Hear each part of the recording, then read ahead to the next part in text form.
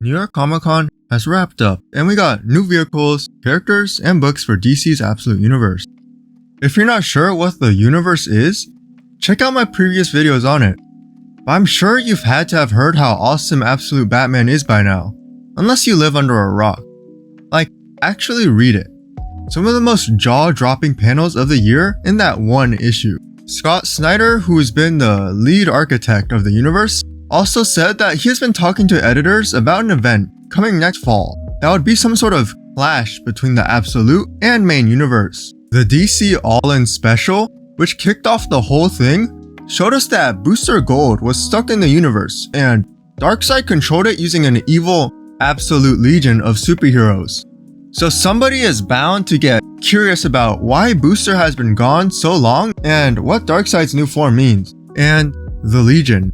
They're a team that has popped up a handful of times in some recent events and Jeff Johns' works, but they have not truly made their return. Brian Michael Bendis had a run a while back, but that didn't really go over well, and it seems they've gone back to a previous iteration of the team. They used to be one of DC's biggest teams alongside the Titans back in the 70s, but have fallen out of favor for a variety of reasons. And when the New 52 happened, they were more or less completely wiped out from the canon. But now they have been made servants of Darkseid to keep him in power in the Absolute Universe. With today's announcement, there are only 2 more unannounced Absolute books, presumably written by Pornsak Bishote and Che Grayson. One of those is a team book, so maybe that can be an Absolute Legion book or something, although I would expect it to be like Doom Patrol. The big Absolute announcement of the event was Absolute Martian Manhunter. So let's see what that's about and the expanded news on books like Absolute Green Lantern and Flash. But what do you guys think of Absolute Martian Manhunter, and what do you think the last 2 books could be? Let me know in the comments below. But now, let's take a look at the news we received from the various panels this past weekend. Absolute Batman. Absolute Batman's first issue dropped, and it was awesome. Violent, and definitely felt like a new and exciting take on the character. His Batmobile was also revealed, and just like Batman is unusually large, so is his car. Well, that's because it's not a car, but a dump truck with a giant bat on it. So yeah, awesome. Absolute Wonder Woman. Some small Wonder Woman updates we got was that the artist is somehow drawing 2 books at the same time, which is actually insane for an artist these days, especially for one whose art looks as good as Sherman's. Another tidbit we learned was that this Wonder Woman was originally supposed to have a giant battle axe, but then that went to Batman, so they ended up going to the Buster Sword, which looks to be a pretty cool decision. Absolute Green Lantern, everyone is in it. From Al Ewing and Janoya Lindsay comes a horror-influenced take on the Green Lantern Corps. From the cover we can see Hal Jordan, Joe Mullane, and John Stewart. And Guy Gardner has been confirmed, with Scott Snyder also saying that pretty much every human lantern is in it. But it is also quite obvious that Joe is going to be the main lantern.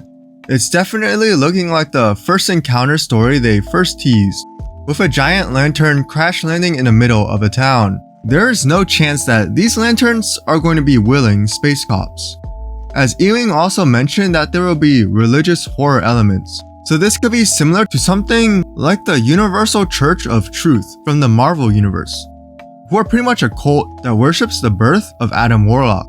Joe has been the only one shown with having powers, so I wonder if anyone else even gets it. It will not be surprising whatsoever if they all do get it, but someone like Hal gets brainwashed and given the power to become parallax and kill the others.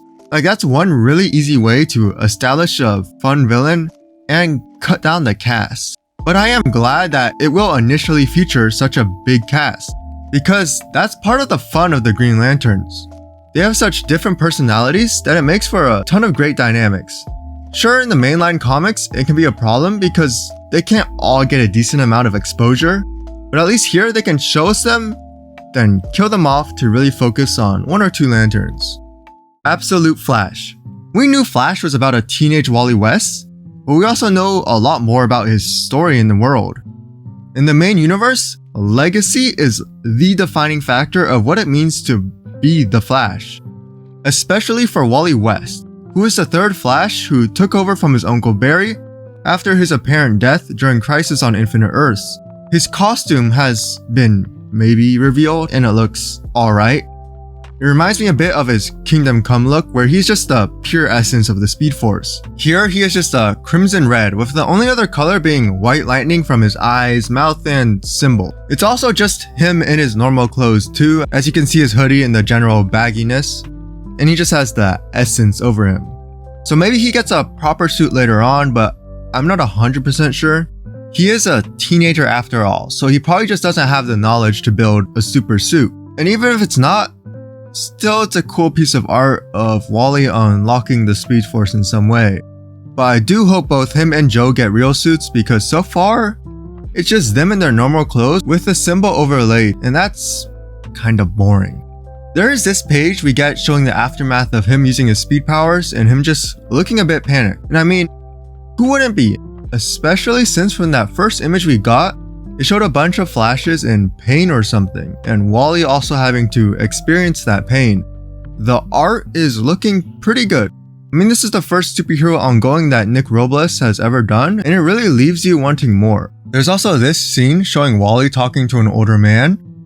Could this be a non-powered Jay or Barry? More likely, I guess it would be like a grandfather or someone else from his family. But maybe he just doesn't have a family.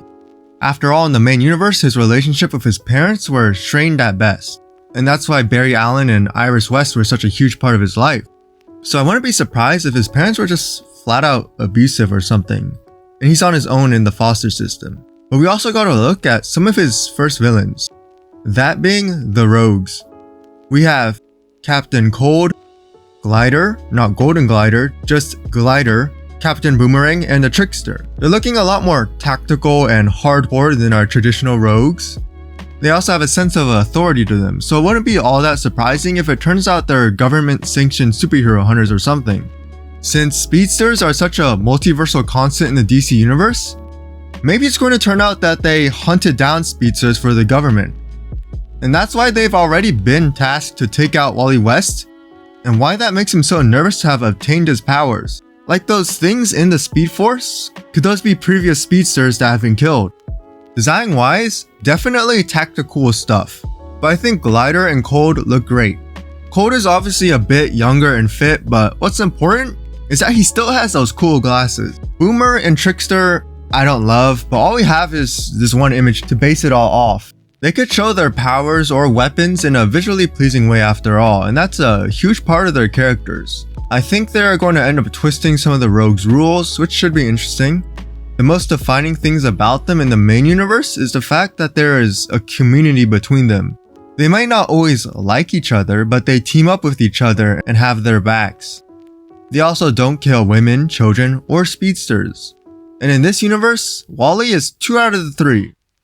So who knows if they're keeping that in any form. And now, the big announcement for the Absolute Universe was the official reveal of Absolute Martian Manhunter, which we knew was going to be written by Denise Camp.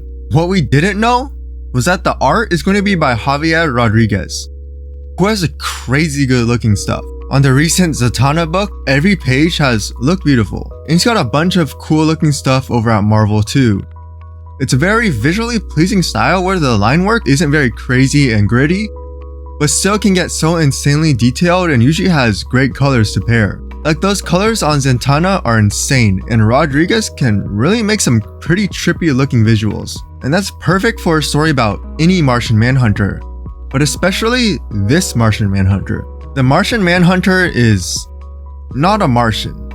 It's FBI agent John Jones, who got his mind attacked from some other being that is the Martian. They presumably become one in some form, and that's how he gets the powers to do all the Martian Manhunter stuff. It should be interesting, especially if there's still some of the police/detective element to the story. What will this extra dimensional being think of the whole situation? Or would it try to interfere at all? It's going to have to form its opinion on humanity in some way, and by choosing to implant itself in an FBI agent, it is opening the doors to the worst. From the literal criminals that John may have to face to the more underlying issues. Given Camp's work on Ultimates, it wouldn't be all that surprising if one of the things John and the entity face is government corruption. This is a darker universe after all. So who's to say if the government has any type of good in it? They don't seem all too happy with whatever Absolute Superman is doing. And speaking of Superman, when considering that his whole shtick in this universe is being more alien than human, well, they certainly pushed that even further with the Manhunter. And the design was literally made with Play-Doh. And it really makes it look a lot more alien and just unnatural. But at the same time, he's got that silly little guy look, like a creepy silly little guy. Plus, the use of color within the design is very interesting. The base look does appear to be that traditional Martian green, but there is of course that prism design on the cover, and in the design sheets, it shows him having different color faces that seem to also define his mood. Camp's Ultimates deals with a lot of dark realities, but it still has that PG-13 aspect. It's mostly dark because it's some truths of the real world that have been put into the superhero universe, and so it becomes an elevated reality. We're still talking about very real things, but instead of being about a real nuke victim, it's now She-Hulk. This is something that could be interesting to explore with Martian Manhunter, exposing the entity to this brutal modern world. Since we know it can have emotion, what will its reaction be? It can very well be angered and saddened by the world, and thus end up lashing out and causing violence to other humans. But now we've got the release dates for the second wave of the Absolute Universe, that being March, 5-ish months after the first wave. So if that's the case for the last 2 books as well, then those won't be releasing until September-ish, which could mean no teaser for a while. Hopefully not as far out as San Diego Comic-Con or anything. But everything in this universe is shaping up to be great. And with the Ultimate Universe at Marvel also consistently hitting new peaks, the future of comics isn't looking too bad.